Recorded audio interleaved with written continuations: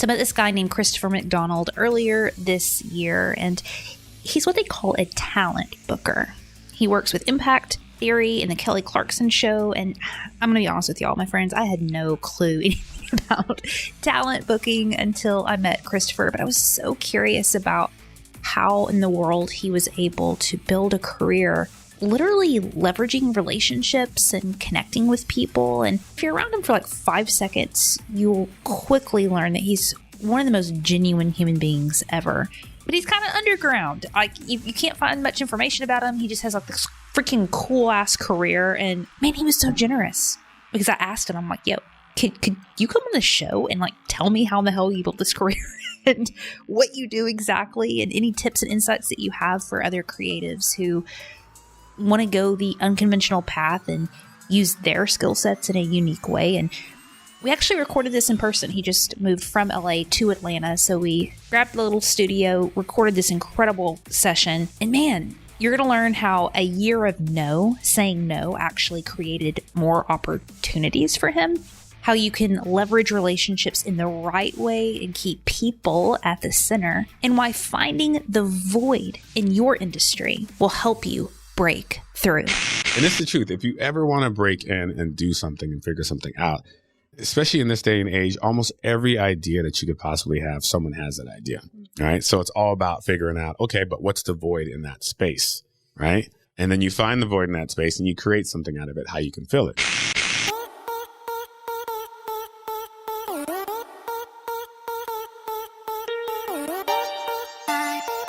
Yeah. What? Do it.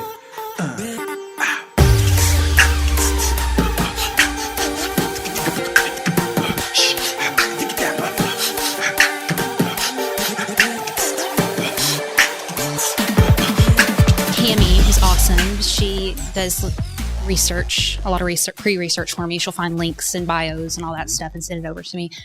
And she's like, this Christopher dude, I can't find anything on him. I'm like, he's underground. He's underground.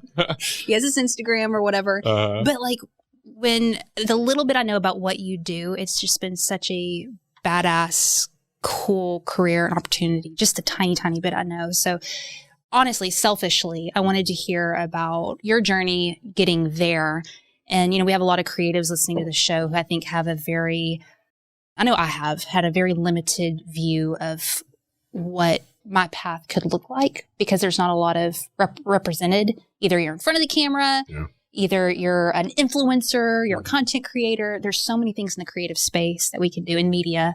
And I just want to selfishly talk to you about it, Christopher. So first of all, thanks so much for jumping on this. If you had to tell Cami, come on, man, this is my bio. What is it? Wow. If I had to say my bio, well, first and foremost, that's funny that she couldn't find much on me. That's almost deliberate. I have people ask me all the time. My friends always ask, why are you private on Instagram? Just the way you present yourself on Instagram seems like you should be public, because you do very public things on your private Instagram. And I said, well, I do very public things to people that I know or people that I deem comfortable to present myself. So, but I stay private on Instagram. I do so many side hustles that to the point where I don't even announce those side hustles. I'm always moving in silence. Some of my friends call me Mr. Mysterious because they never quite know what I'm doing until it's done. I'll reference something years later and they say, wait, what? You worked on the Obama campaign? Which I didn't. But I was like, damn, but yeah, it's just I always just something about being overly public. And I know that that's good for this day and age. Yeah. Especially with what I do, which I consider in networking and marketing and booking. But yeah, I just, for whatever reason, I like to keep church and state, right? My life one way and then my work the other way. But if you overpresent yourself work-wise, I feel that it always leaks into your personal life. And it's why I literally do everything very quietly and I try not to announce too much. But I'm an open book in this conversation.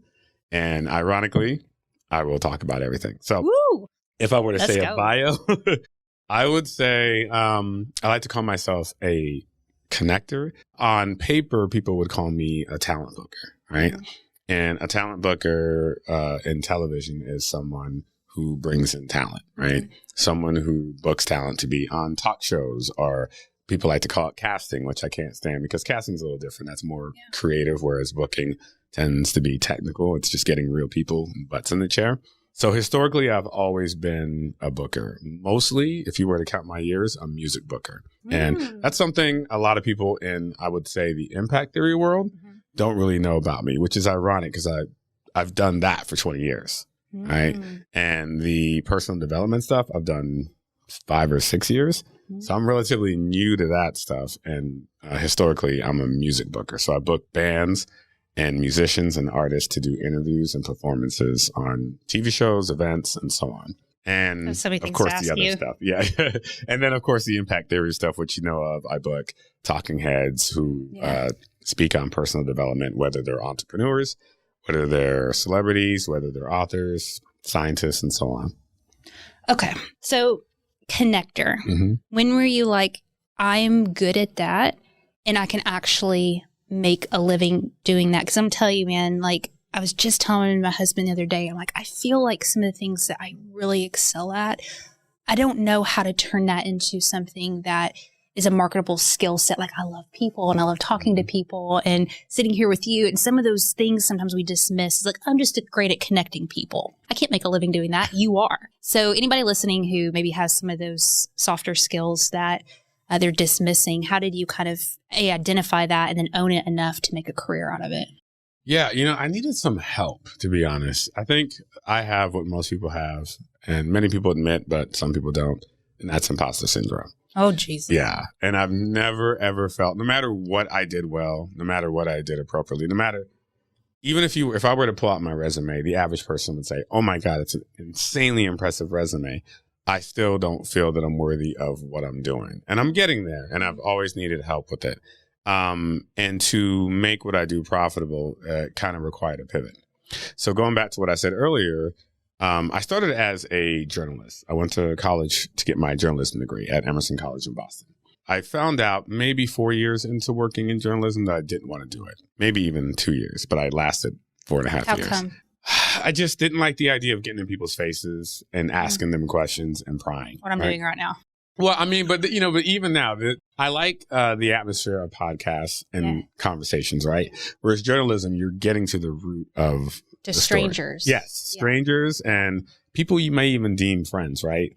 Like, say if you're Barbara Walters and everyone knows you and you know half of the people you're sitting with, you still are going for their guts. You want them to cry, you want to get a reaction out of them, and it's kind of invasive. And I realized really early that wasn't me. The big turning point was so my first job was at CNN. I interned there first. CNN actually, sorry, I forgot we're in Atlanta.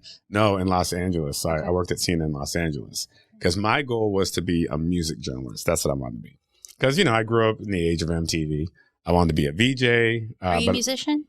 I play guitar, but I'm not nothing. You just want to be in the scene. Yeah, I wanted to be in the scene. I love music. And, I grew up an Army brat, so I lived out of the country more than I lived in the country. And what connected me to the States mainly was music and news, which is kind of how I married the two. So when I was at CNN, I want to say the third year I was there, September 11th happened. You can just see the fabric of news change like that overnight. And Fox News and CNN were always competitors, but they were just competitors in the sense that they were different entities and owned by different people. But then once September 11th happened, the narrative started changing. And then suddenly the objectivity of news went away and went out the window. And it became all about, everyone's point of view and why it happened and how it happened and what side you were on. And that was the turning point of when you saw Fox News become one thing and CNN become the other thing. And suddenly it became all about what side you're on, right? And a lot of people really forget or can't even pinpoint it, but being in news at the time, September 11th was a huge turning point. And I remember thinking, okay, this isn't for me. Now this is really turning into my worst nightmare and I got to get out of here. And I felt too much of a creative to do news. So I moved on to Talk TV. There was a show called Tavis Smiley on PBS and it ran for 13 seasons. I was there for 10 seasons. I was part of the launch team. And the showrunner, he wanted to gather people from all different news backgrounds. He wanted someone from CNN, someone from ABC, someone from Fox News, someone from CNBC, and so on, right? New York Post, whatever. He just got a bunch of journalists together, and we created this amazing show with Tavis Smiley, where he would interview first half political pundits or politicians, and the second half celebrities. And by the second year, I realized I wanted to craft something, right? I said, you know what? I want to do music. I'm going to have to create my own segment, right? And I needed that push from someone that I know. She said, man, you love music. You should do something with music. I said, how am I going to do that? She goes, I don't know. Just figure something out. Create a segment here. Yeah, exactly. Yeah, figure something out. And I'll never forget that. I said, okay, what am I going to do? So I thought overnight, and I thought about voids, right? Because they always say, if you voids, yeah, okay, yeah, and it's the truth. If you ever want to break in and do something and figure something out, God, especially in this day and age, almost every idea that you could possibly have, someone has that idea, right? So it's all about figuring out, okay, but what's the void in that space, right? And then you find the void in that space and you create something out of it, how you can fill it. So for me at that time, it was in the early 2000s, 2003 to be exact. And MTV, the age of MTV was gone. Nowhere could you find music videos. YouTube wasn't out yet, so you couldn't find music videos. Performances, you weren't really getting it anywhere except for late night TV. And in late night TV, you know, they would give performances, but it was always at the end of the show because it's polarizing and traditionally doesn't rate. And very rarely do you see people getting interviewed, musicians anymore at that time, right? So I figured, I said, okay, musicians aren't getting interviewed. What can I do? And at the time, Tavis Smiley was a black host. And I figured, I was like, there aren't a lot of black musicians being featured at all. Let me do that. And I was like, but I don't want to pigeonhole them. So let me try something else. And then it hit me and I thought, the legacy acts. And by legacy acts, and again, I was finding not just a void, but what truly interested me, which was music. And I happened to listen to mostly music from the 60s and the 70s. So you think of legacy acts. Those are people like Crosby, Stills, Nash and Young, Joni Mitchell, Al Green, Bill Withers. They all still put out music for the most part, but no one knows that because it gets to a point where they listen to just their classic music. That's it. That's all they want to hear. Yeah. And you see it at the concerts. They perform and they say, hey guys, midway through, this is a song from our new album. What do you do when that happens? You go to the bathroom. You don't want to hear that. All right. So I kept thinking, wow, they have no way and nowhere to market their music. So that's my in. So I started calling all the labels and saying, hey, I got this idea for a music segment for your legacy acts. Right. And they got excited about that because they had nowhere for these people to go. Some of them, of course, they can get on Leno and at the time, David Letterman and so on. But for the most part, nowhere to go. And PBS, which is where Tavis Smiley aired, was very intelligent. It's geared towards an older crowd. So it even lend more perfectly to the legacy acts. So I brought them in and they were really happy to get an interview and a performance. But what that ended up doing, and I had no idea, was it created this almost kind of interest from all the current music acts who are watching their idols all in one show. And then they started saying, how do I get on that show where all my idols are? And suddenly I went from the older Cat Stevens and so on, right? To suddenly getting Jay-Z, Prince, Kanye, all these people coming in on the show, Dierks Bentley, you name it, right? That's just how it happened. And suddenly it went from the legacy acts to the hot current acts and to the new acts and then everything in between. And it was just magic in a bottle. And that's how I created myself as a music booker, right? Mm-hmm. As for the connector part, that didn't happen until later. And I don't want to jump too much ahead because I'm sure you got questions about how I navigate, but so many. But yeah, but I'll just say in a nutshell, the connector part, I just had to figure out how to pivot out of music, how to pivot into something else, and how to monetize more than just being a booker. Because suddenly, as I got older, about year 15 of booking, I kept thinking, God, but what if I move out of Los Angeles? What if I get out of entertainment? What if the apocalypse happens? Yeah. The entertainment industry goes away. Yeah. How do I use my skill set? And the one thing I knew that I did well was when you book, you deal with the in-between people and the people themselves, and you just connect people. And then I figured out a way to make that profitable. You said something along the lines of creating myself, right? So you kind of created a job. Now, getting the attention of people in media, entertainment, whatever quote industry you're in, because every industry is oversaturated according to everybody, right? Getting those people even on the phone, the legacy people, you know what I mean? Like that's a gift. Yeah. That's a gift because you can't just call up dude and be like, hey, by the way, I have this segment, you can play this song. I mean, that hook's good, but actually getting him on the phone or whatever. I mean, obviously that's what you do with your life right now is get people's attention. Sometimes I feel like, and you tell me if I'm off on any of this, because I'm horrible at asking. I'm like the worst asker ever. I feel like I need to come with something, like some added value before I can ever ask for anything. And that's kind of floats around in the entrepreneurial space. But what's your take on that? Like, why were you able to get these people on the phone in the first place? For the most part, I had to go through their conduits, which was their label reps, right? Okay. But even then, that's hard because those are the even harder people to get to. I mean, I through my personal experience, as I went along in my career, I started realizing actually getting to the talent was the easy part, but getting to and through the reps is the harder part because they're paid to be those gatekeepers. And gatekeepers in entertainment is just a whole different beast, right? And it's all about who you know and how you know them and how long you've known them and what you can do for them. So that was the hard part. But for me, it almost happened on accident. I just started asking them to dinner, started saying, hey, you want to go to dinner? And telling them what I can give them. And what could you give them at the time? The segment. Oh, the segment, yeah, because Is there an audience there? A big one? Yeah, well, yes. Well, for PBS, you have not only an older audience that likely listened to the music of these legacy acts, they were, they made money. Totally. They were donors. These are people who bought. They were consumers. Yeah. So right away, that was more of enough reason for them to meet. But then what happened on accident was just almost, I didn't want to say friendship, but just kind of a relatability. And I remember the first time it happened, and it was this one woman who I actually just caught up with because she doesn't really book artists, represent artists anymore. She's kind of retired. But she took the opportunity to sit down with me. And I was actually very curious about her life. And that's just me in general. I'm insanely curious about people.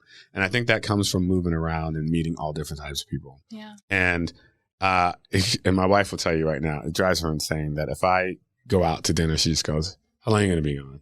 And I mean, not that she cares, but she just loves to poke fun at me because she knows I'm a talker. Yeah. And I said, I don't know, it's going to be a couple hours. She goes, oh, yeah, right. You've never even had a dinner less than 4 hours, right? Totally. Yeah. So I ended up talking to this woman as an example and just getting to know her and genuinely being curious about her career, herself. And then by the time we ran out of time, she goes, oh my God, I'm so sorry. We never even got to talk about why you wanted to sit with me or my artist.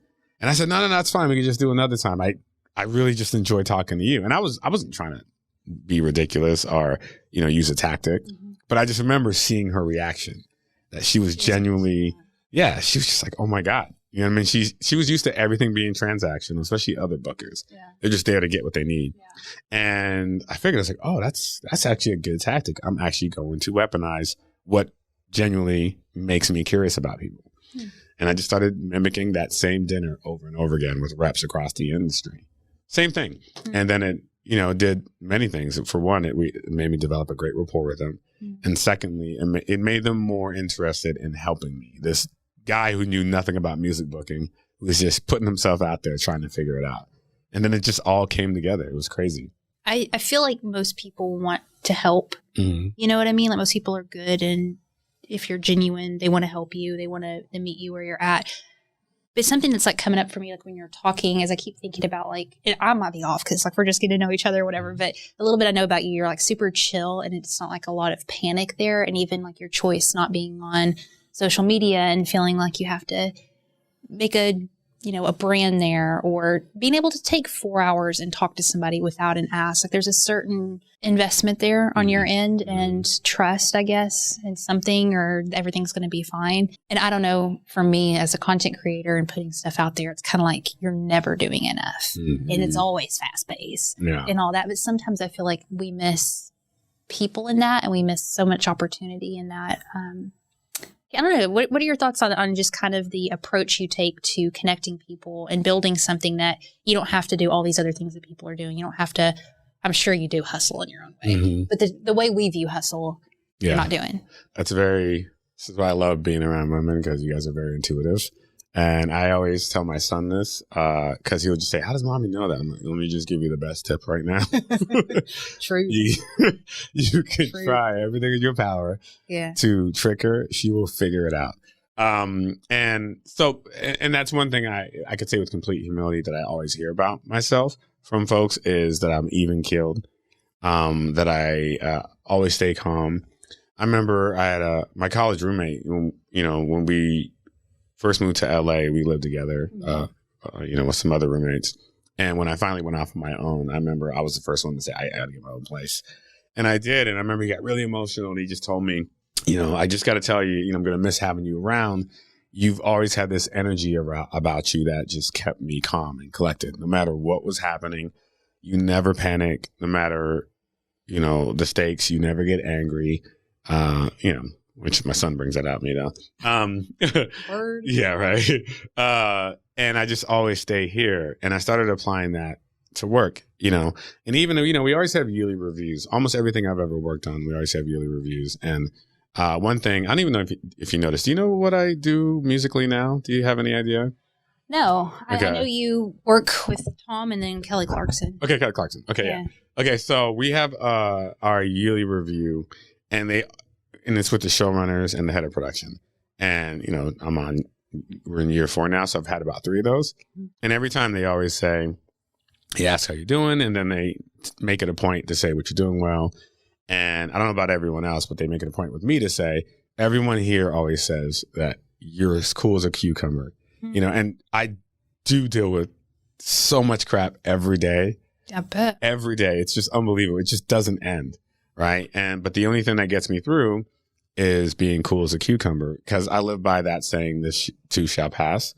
And that used to be so corny to me, but I'll never forget when my mom passed away. That was the worst I had ever felt. And I remember thinking, I can't imagine ever feeling worse than this. Right. Mm-hmm. And I remember thinking I was never going to carry on, never going to go on. And I did grief counseling with the group. Yeah. And it was a very targeted group. It was a group of people who all were adults who lost parents, because that's a very unique loss. Right. And this grief counseling center, they had other targeted groups. They had parents who lost children. That one went on. They were allowed to do that for years or for a lifetime. Like, they had that ability to go in and do that, because they say that's the hardest one, is to lose children. I get it now. And they had people who lost spouses, people who lost siblings, stuff like that. So the group was people who lost parents. And through that group, it just made me really realize a lot of things about myself and a lot of things about life. And my biggest takeaway from that was, there's nothing probably worse than death. Really, there really isn't anything worse than that. So no matter what happens around you, I'm not saying you can't get upset or rattled about it, but truly, you're going to wake up the next day and you just have to figure it out. So that I started applying that to everything I do. And I started seeing the advantages in it. Yeah. People want to work with you, and people want, like you said, they want to help you. If you don't mind me asking, how long ago was that? 2008 is when my mom passed. Okay. So it's been a minute. Wow. Yeah. But it was like a trigger. Whew. I mean, I changed overnight and never looked back. Yeah. So were you doing these show segments, and it still during that time? I was doing Tavis Smiley. And it's funny because I was just talking about this the other day. I don't remember how it came up. I think a friend of mine was going through something. That's what it was. They were going through something, and they were stressed about work and being able to take time off and be with their loved one who was sick. I said, man, work will be fine. You just go off and do what you need to do. And I, pointed out, when my mom was determined to be terminal, I happened to be visiting her in South Carolina, and she passed from terminal cancer, multiple myeloma. And I'll never forget, I was there for a month because I was on hiatus, a production hiatus, which you get a month off every summer, usually, right? And I would always go spend my entire month with my parents. And it was about a week before I left, my mom relapsed, and we thought it was nothing. We thought it was just another relapse because she had 5 years of, cancer treatments, and she always had these relapses. And I remember the doctor came out and told us that she was terminal, and that there was nothing more they could do. And I remember, oh my God, that was the hardest I'd ever cried, even more so when she actually passed. I went to the bathroom, and I was in there for a good maybe 45 minutes just sobbing. And it was a single, and people just kept coming, trying to get in. And I wouldn't come out. And I remember when I finally made it out, my dad and my brother were very patient. They had been waiting for me. And they said, we should tell her. I said, wait, what? She doesn't know? And I said, no, we should tell her together. And I was like, oh my God. So that was awful. And we went in and we told her. And I remember she just kind of shrugged her shoulders and said, all right, I guess there's nothing we can do. And that just killed me. And I remember having to get back to work because I was starting back production the next week. And I remember thinking, okay, what I'm going to do is I'm going to go back, get on a plane, explain to them my mom's terminal. Can I go back and help take care of her? I don't know how long it's going to take. I couldn't even believe that was a question. I'd prioritized getting on a plane and explaining that to work instead of doing that over the phone. Now, again, I was much younger. I was still I'm a whole different person now when it comes to work life, but I remember feeling that. And I actually got on the plane and I went back and I landed. And when I landed, and mind you, it was only 6 hours later, my dad called and said, okay, they did some more tests. You should come back. They said she only has 2 weeks. And what I know now is 2 weeks can mean any day now when you're terminal. Yeah. So, and I remember a friend of mine was very cognizant of that. And he was just like, you're getting on that plane right away. And I was like, oh man, I got to fly in 2 days because the tickets tonight are insane. Yeah. Right. And, I need to thank him for this because I thought about this when I was having this conversation the other day. And I thanked him before, but I need to bring it up again to him. And he just bought my ticket. It was something crazy. It was really expensive. And I mean, he has the capital, but he did it anyways. Right.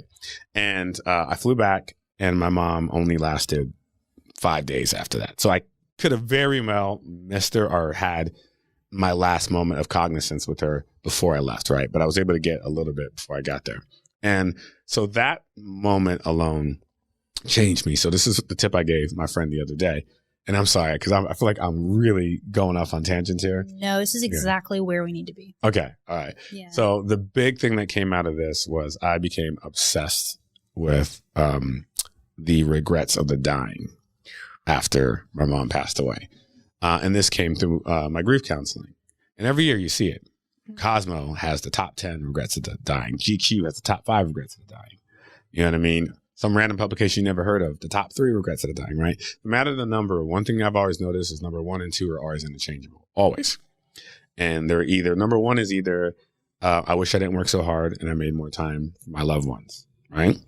And number 2, which is also number 1 also, is I wish I spoke my mind more. And I was just like, oh my God. And the reason that really hit me is because after my mom was determined terminal and I was in the hospital with her, sitting with her, and I remember I was just so concerned about how she felt. I was like, are you scared? I just kept asking her that, are you scared? And she was just, no, she's just sad. And she goes, more so sad for you guys, because I know it's going to hurt you, right? And again, I think about that. That's such a mom thing. And that she was thinking of us. But then she also was very open about things that she wished she did differently. And one of the things she said is, I wish I didn't work so hard. I spent so much of my life taking care of you guys and working hard for you guys that I never thought about myself. And that broke my heart. But she goes, no, but I loved it. I'm glad I did. But I just wish I spent more time taking care of myself. So, and then that was one. And the other one she said is, I wish I spoke my mind more. And I know this about my mom. My mom, both of my parents are from South America. They both came to the States in their 20s in Jim Crow era. So imagine immigrants with accents who were Black they came to DC in the 60s. And so they're both educated. My mom had a nursing degree. My dad had a business degree, and they both couldn't find jobs. And so my dad ultimately joined the Army, which was great. He made a career out of it. My mom hopped around, but eventually re-registered and became a registered nurse again. But I remember one thing that they both always had to deal with, especially my mom, were people thinking that they were not intelligent because they had accents, which is ironic because they're from British Guyana, and they spoke better English than the average American because they spoke the King's English, right? But people still treated them like they were less than. And I even had instance in several occasions where someone would say something to my mom and she would respond back and they would say, I can't understand you speak English. And I'd be thinking, what are you talking about? Especially because I understood them and my mom was speaking English. I remember one time in particular, I got really upset at someone who said that to my mom. My mom just grabbed me and told me to calm down and said, you can't help these people, whatever. That's their own problem. Back to when she was passing away, and she said, I wish I spoke my mind more and stood up for myself more. And I logged these things, right? So, and then now going back to that list after she passed away and realized my mom said those regrets. Those are real regrets. So I started putting that into action. Mm-hmm. I started really telling myself, I'm always going to have a work-life balance. I don't care who gets offended by that. Mm-hmm. I'm going home to my son. I'm going home to myself, and I'm going home to my glass of wine in my life. You know what I mean? I don't care. And that really changed even the way I work also now. You know what I mean? And that, that added some truth and value to the way I approach people and the way I approach things and how I stay here and even killed. What about the speaking your mind part? Speaking my mind part, even that. So that comes hand in hand. it enabled me to create boundaries. I didn't have boundaries before. Yeah, especially in employment. You know what I mean? People, especially employers, they love to make you feel that you're not working hard when you tell them no. Yeah. Right? No rolls off my tongue so well now. It feels so good. No got me a lot of my opportunities. When I started saying no, I had a year of no. I think A year of no. A year of no. Okay. Yeah. I think Shonda Rhimes has a book called The Year of Yes. And then I said, I'm going to do the year of no. Tell me what that looked like. Oh, it was beautiful. So basically, I instituted it everywhere, not just in professional atmospheres, but also with friends, right? Because one of the things I always found myself doing, and it was easy to get caught up in this in Los Angeles, is there's always a party. There's always a gathering, 1,000 people there. Because it's such a social environment. Everyone always has a birthday party. So every night, easily, you could be doing something 3 times. I was one of those suckers who always felt bad. I'm very loyal to a fault, and I still have this problem. If I say I'm going to do something, you better believe I will do it. I could have freaking diarrhea, and my wife was like, stay home. And I'm like, no, I said I was going to go. And I would show up, right? So and I finally needed to start taking care of myself and setting boundaries. And instead of saying I was going to do something and having to commit to it, if I knew up front that I may not want to be there, I would just say no. Yeah. Now, if I said yes, I would still show up, but I just started saying no. And same thing with work. Bosses would say, hey, we're going to need you to do this. And if it was something that I didn't have to do, or I really shouldn't do, in the past, I would do it. But then I just started saying no, and shocked. And then I would explain why. I would give good reason. And then offers, I was seduced by money. When you do what I do, people are always coming to you to help them do things. And it can be very lucrative. But you compromise your integrity a lot sometimes. Or you compromise your time, because there's no bigger currency, I'm sorry, than your time. Zero. Because you can get your health corrected if you really try, right? You can lose money, you can gain it back. But the one thing you will never get back is time. So that became important too. And that made it easier for me to say no, because I was correcting time or keeping my time. So it was a magical year, a very magical year. And it led to me being able to carve out the life that I want. And even before COVID, I started realizing most of the work I did that required me to be in the office was pointless. It was just people needing you to be there just to keep an eye on you, especially with what I do, which is mostly emails and phones, dinners and drinks and whatever. And I finally just started saying no to any job that came my way that required that. And this is pre-COVID. And for the longest time, especially TV, people wouldn't give me a job because I kept saying no. But what ended up happening is people started realizing, don't come to him with any opportunity that can't be met with what he needs. And so by the time Kelly Clarkson came along, by the way, the production knew how I operated. So I was able to get a job where I didn't have to go in and, just be there when I could be out, marketing the show with musicians and performances and stuff, right? So, yeah, it was a magical year, the magical year of now. Magical lifetime of now. You just set a lot of people free, myself included. Our fear, and man, I'm including myself in this, is if you don't show up and over deliver and grind and all of this stuff, it's you're going to miss the opportunity, and on the other side of no, what I just heard you say was people ended up respecting it. Mm-hmm. And adapting, and you still work and you still have great opportunity and you're still out there doing what you love, even though you're willing to do no. That's a big one. And, So, and that goes back to what I was saying in the beginning. I had to get pushed in that direction. I actually met someone who basically said, what do you want? What are your pain points in life? And I explained, this is what I struggle with. This is what I have problems with. Right. And okay, well, you're just going to have to start setting boundaries and saying no to people until you get what you want. And I remember even telling that person, oh, no, you don't know how it works. You come from the business world. I work in entertainment. It's for every person who does one thing, there are about 10,000 people who want that job, which is true, right? Mm-hmm. So I said, if I say no, I'm done. They're going to replace me. Well, let them replace you. Just keep saying no. It's are you kidding me? I'm never going to work in this town again. So this is where my imposter syndrome came in. And it was actually a he and she. There were 2 people who just cornered me with, they saw my talent. And they basically said, no, you have no idea the power in your connections and the power in the people and what you've carved out. You really, really just got to start keeping your boundaries, not just setting them, but keeping them. And that's what helped me move towards the year of no. So it wasn't just on my own, but I saw the results And it's amazing. There's so much power in no. And just like you said, people start respecting you. There's a stubborn way of saying no, but then there's just saying no and explaining this is why I'm saying no, because I wanted this. Yeah. If you can't give it, that's cool. Let's shake hands and walk away. But that's the only way you're going to get a yes out of me. Yeah, it's powerful. You just said a minute ago, they recognized the talent in me. And just this morning, somebody called me and was kind of challenging me on some stuff in like a super good way. Just like, what are you the best in the world at? You know, like, what's your thing? And I'm like, I don't know. I'm trying to figure that out. Oh my God, yeah. What is that for you? Why have you been able to make all these connections? What is it that you have? Man, that's a tough one. Brag on yourself.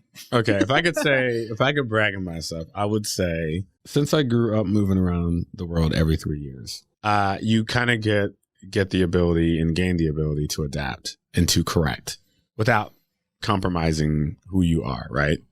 I'll give you an example. There was a guy who I knew in the 6th grade, short, weaselly, kind of buck teeth, and I'll never forget, he sharted in class.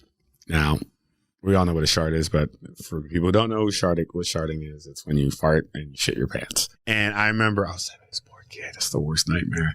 And people let him have it. People never let him forget it.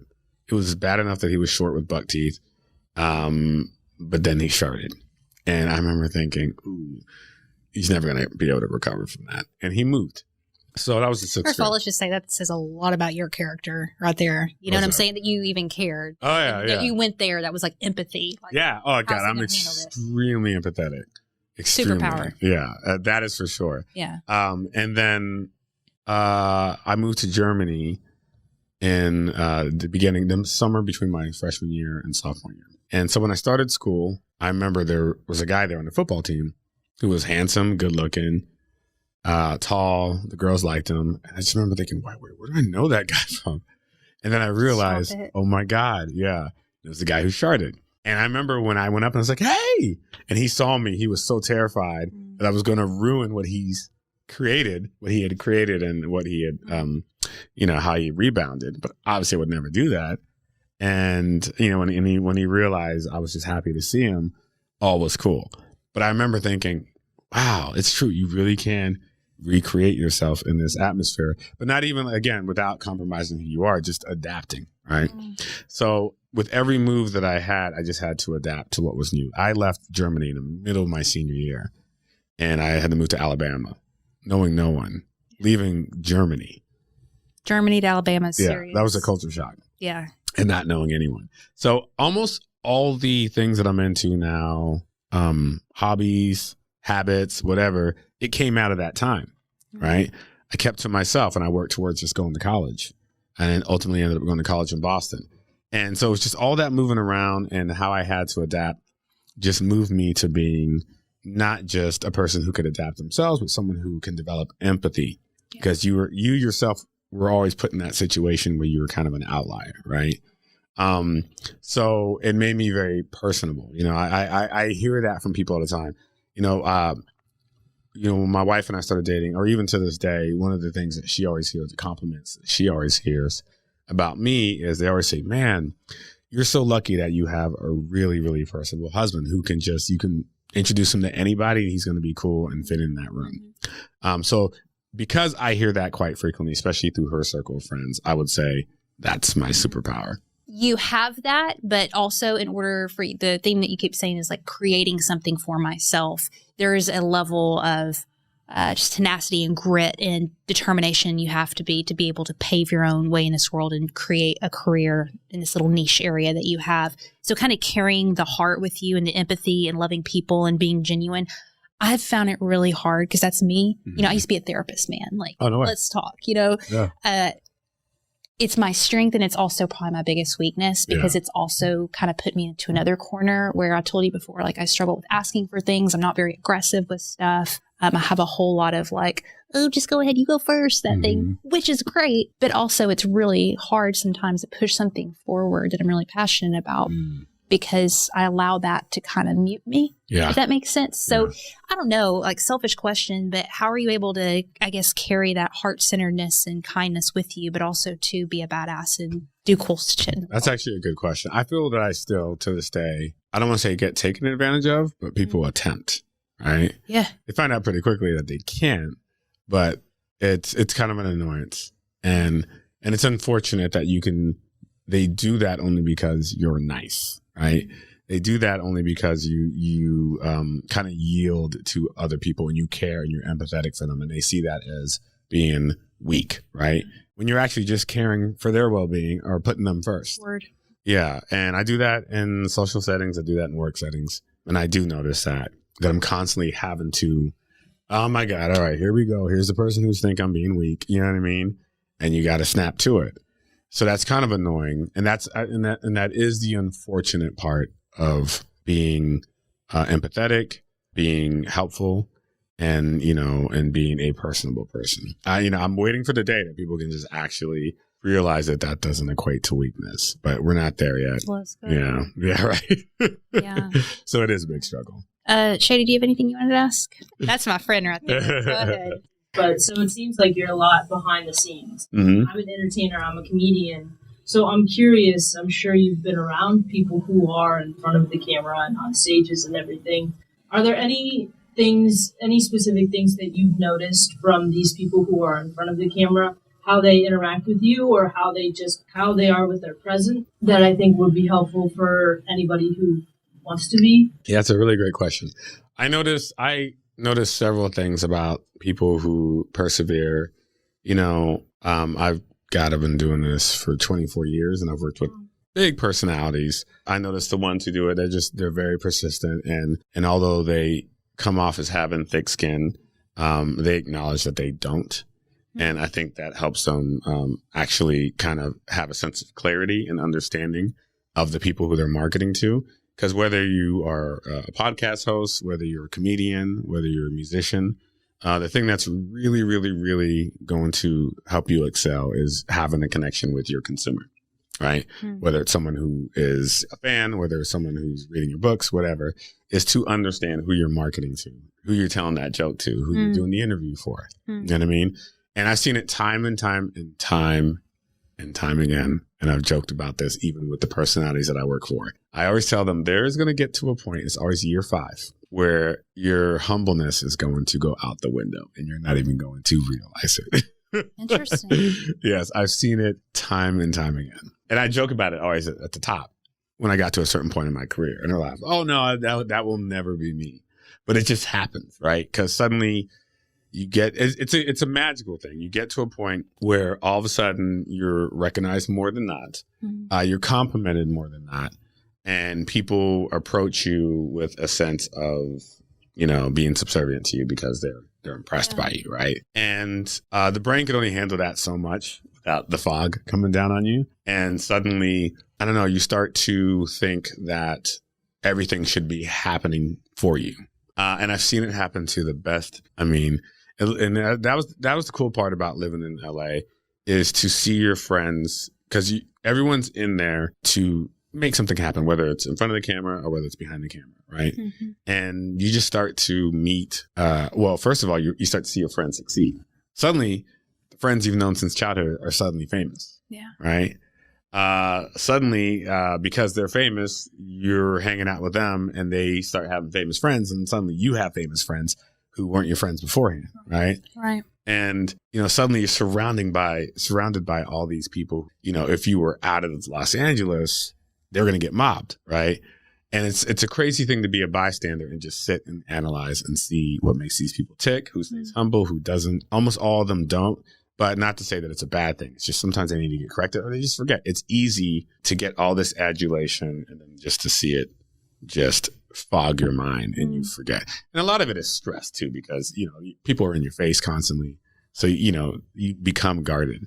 So I just always tell people those things, just know your consumer, know your audience, but to never forget where you came from and also never forget the people that helped you. Because that's the biggest thing I notice about personalities, whatever category they're in. I use the car lease first buy analogy. And that is, I remember when I first moved to LA, I had a Mazda 323, 1987. That's not when I moved. It was a 1987 car, and I moved in 98. And that car was a piece of junk, and it had so many miles on it. And I remember going up the 405, that's a freeway there, and up over out of the valley and into the other side, So you're coming up this mountain, basically, the Santa Monica Mountains.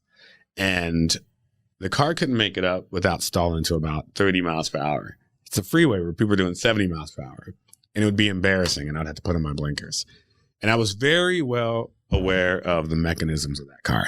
I knew any day that my alternator can go. I knew any day that my calipers can bust. I knew any day that the axle can break. I was very well aware of the mechanisms of that vehicle and that I wasn't the only one driving, right? Then I got to a point where I got more financially comfortable and suddenly I could start leasing cars, which is what people did in LA. You lease cars because there's so much wear and tear. You want a new car every 3 years. So suddenly, every 3 years, I get a brand new car and I'm driving this car, not even for a moment or ever having to worry about what makes that car tick. All I know is I'm the driver and that's all I need to know. I can get it from A to B. So suddenly I'm forgetting all the mechanisms, all the humbleness that I had when I drove a junky car and when I didn't have money. And I knew everything about that car and I knew that it wasn't just me driving. So just naturally you forget. Yeah. You're just driving this nice new car. And for all you know, you're the only one at the wheel. So true. Right. So to me, that's what happens to these personalities. You know, when they're struggling and they're trying to get ahead or they're not quite there yet, they know about everyone who's working on your team and who's getting you there. But then when they get there, just naturally they forget that the people are still in place and you can't do this by yourself. What now for you? What's next for you? I mean, I just told somebody on the way here, you made a sacrifice, you and your wife both, to move to Atlanta and to build and create a life for your son that intentional, you know what I mean? Like an intentional environment for him. Anything big coming up or anything you're excited about besides this amazing move to this beautiful city? Yeah, I'm starting to get creative again. I used to be very creative outside of just booking and marketing and all that stuff. And starting to write again. I'm starting Let's go, man. to do all these things that I used to do. And also monetizing just the connections I make, right? Yeah. That's one of the things my mentor told me when they told me about my year of no, which, I ended up titling, but they basically said, you need to utilize all these connections that you can make and realize how much money you can get from doing this. And you are simplifying this by just booking and working for an employer, right? And I get it, right? But it's easy to work for an employer. So for the past few years, I've been working towards this, and it's actually starting to happen. Because now that I'm just kind of out of the hustle and bustle, I can actually focus and have clarity. And this is a very broad example, but I had a venture capitalist that a friend of mine was connected with. And this venture capitalist, she was trying to get him to donate to this endeavor and philanthropic endeavor that she had. Just through small talk, she was having dinner with him, and she found out that there was a certain rock star that he was really into, that he basically wanted to pay a great amount of money to a charity that he backed just to see how this guy worked creatively. He goes, I have no idea how to meet this person. She goes, oh, I know someone. And she just picked up the phone. And I wasn't going to pick up her call, but I remember randomly, I was like, let me just answer this. And she goes, oh my God, I'm so happy you picked up. I'm sitting with this venture capitalist. He wants to meet fill in the blank rock star. Do you think you can make it happen? I was like, what does he want to do with him? He just wants to hang with him and see how he works. I said, okay.